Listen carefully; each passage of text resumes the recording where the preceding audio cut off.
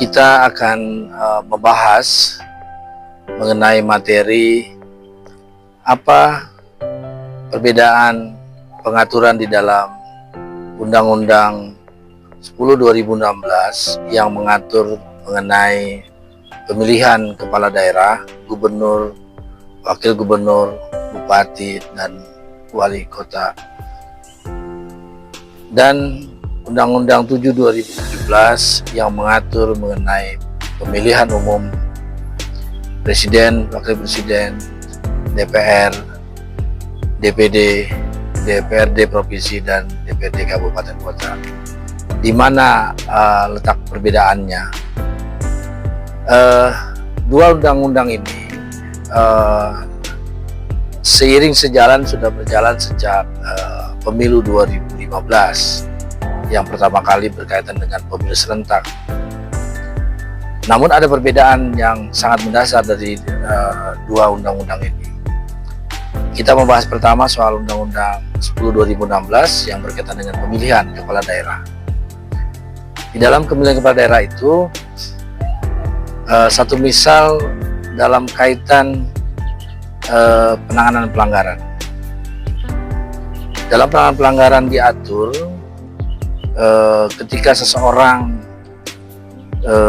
melakukan dugaan tindak pidana yang dilaporkan oleh baik oleh peserta pemilu, oleh masyarakat, dan atau temuan Bawaslu, dia dibatasi waktu 3 hari untuk mendalami sebuah proses yang dimaksud tadi, laporan. Maka Bawaslu diberikan waktu tambahan 2 hari sehingga orang lebih mengenal 3+2, totalnya 5 hari kerja sejak laporan itu dan atau temuan itu diterima, disampaikan oleh Bawaslu. Sedangkan di Undang-Undang 7/2017 yang mengatur tentang pemilihan umum ini, dalam konteks penerimaan dugaan pelanggaran pidana, diberikan batas waktu 7 hari sejak adanya dugaan atau laporan disampaikan kepada masyarakat,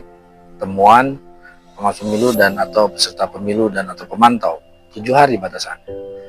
Jika memang Bawaslu masih membutuhkan waktu, maka ada tambahan 7 hari sehingga dikenal istilah 7+7, totalnya 14 hari. Beda di pilkada, secara maksimal kita punya waktu hanya 5 hari, dan di pemilihan umum punya batasan waktu 14 hari. Yang kedua, perbedaan mengenai delik dari sebuah perbuatan. Kita contohkan dalam konteks kampanye, politik uang misalnya.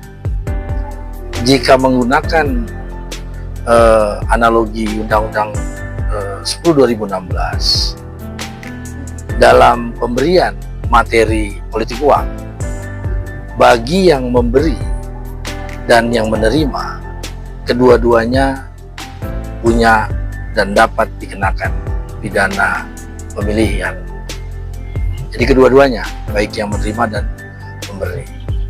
Beda dengan dalam pengaturan Undang-Undang 7/2017 soal yang sama, yaitu soal politik uang, yang dikenakan hanya pada yang memberi, yang menerima tidak.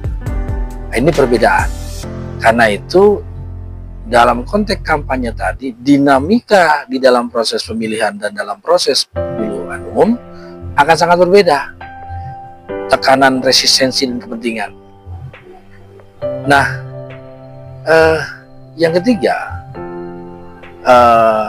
dari aspek kelembagaannya. Jadi dalam Bawaslu itu, dalam pelanggaran tadi contohnya, ada yang kita sebut namanya Gakumdu.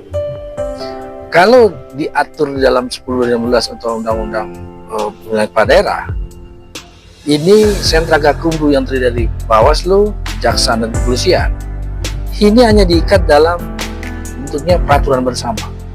Peraturan bersama antara Bawaslu, Jaksa, dan Kepolisian. Jadi kekuatan dalam konteks kelembagaannya kurang memiliki power begitu ya, sehingga di dalam diskusi di antara 3 lembaga ini ini akan sangat dinamis,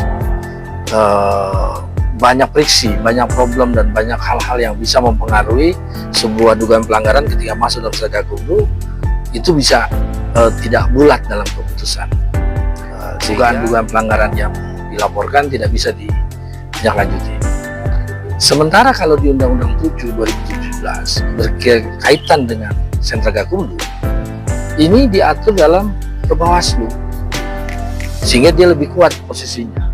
Powernya Bawaslu lebih kuat, sekalipun di dalamnya sama, ada Bawaslu, ada Kejaksaan, juga ada Kepolisian. Nah, membedakannya soal seperti tadi, ketika dalam konteks Undang-Undang Pemilihan 7 2017, ketika Bawaslu sudah menyatakan bahwa sebuah perbuatan yang cukup bukti, syarat dan formil, sebagaimana diatur dalam ketentuan umumnya, karena Undang-Undang Pemilu adalah lex specialis, maka diteruskan kepada penyidik kepolisian untuk dilakukan proses lanjutan, tahap pembahasan kedua, dan jika dimungkinkan masuk ke tahapan ketiga, yaitu tahap penuntutan. Nah, itulah kira-kira sedikit perbedaan, ya, walaupun banyak perbedaan, ya.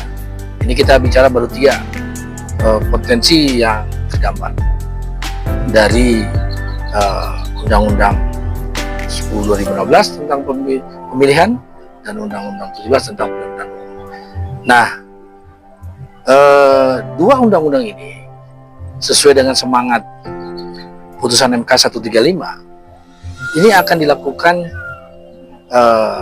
kodifikasi atau penyatuan undang-undang, yang ini menjadi tugas DPR dan pemerintah untuk membahas lebih lanjut konstruksi tentang pemilihan di Indonesia, karena putusan MK misalnya menyebutkan tidak ada lagi rejim pemilihan dan tidak ada lagi rejim pemilihan umum, jadi sama yang kita kenal nantinya ya pemilihan umum, sehingga beberapa perbedaan yang tadi saya contohkan akan tidak ada, sehingga baik penyelenggara, KPU, Bawaslu, peserta pemilu, masyarakat tidak memiliki perbedaan tafsir.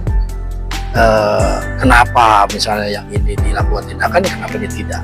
Karena tadi sebenarnya beda undang-undang, beda pendekatan dalam hal penanganannya.